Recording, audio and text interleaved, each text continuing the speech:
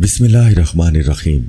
ناظرین، مصر کا ایک عالم تھا جس نے اپنی زندگی کا زیادہ تر حصہ دین کی تبلیغ میں گزار دیا۔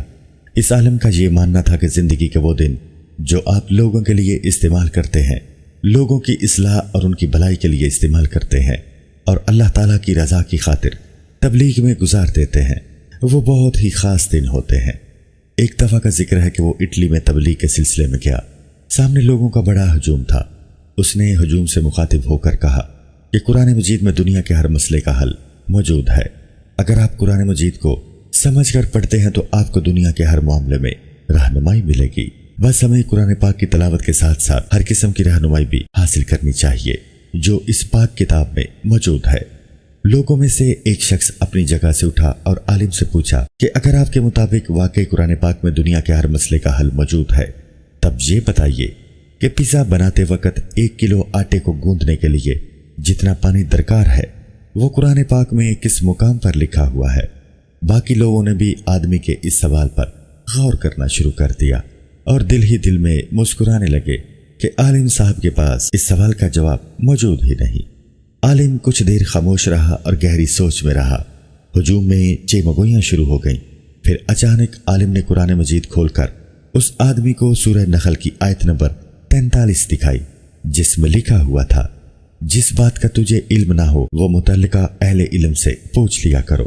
پھر اس عالم نے سب کو مخاطب کر کے کہا کہ دنیا میں جو نئی نئی ایجادات ہو رہی ہیں ان کے متعلق رہنمائی متعلقہ لوگوں سے حاصل کی جا سکتی ہے۔ یہ سنتے ہی وہ نوجوان بہت متاثر ہوا اور اس بات پر قائل ہو گیا کہ واقعی قرآن میں ہر مسئلے کا حل موجود ہے۔ اس میں کوئی شک نہیں کہ قرآن مجید میں قیامت تک کے لوگوں کے لیے ہدایات موجود ہیں۔ بس ضرورت اس بات کی ہے کہ ہمیں اللہ پاک کے اس مقدس کلام کو سمجھنا چاہیے جو اس نے انسانوں کی ہدایت کے لیے نازل فرمایا ہے۔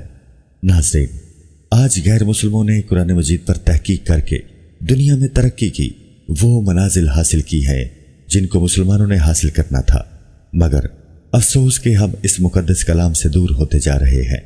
ہم نے اس مقدس کلام کو سمجھا ہی نہیں ہے، جس کی وجہ سے ہم زوال کا شکار ہیں اور زندگی کے ہر شعبے میں دنیا سے پیچھے ہیں۔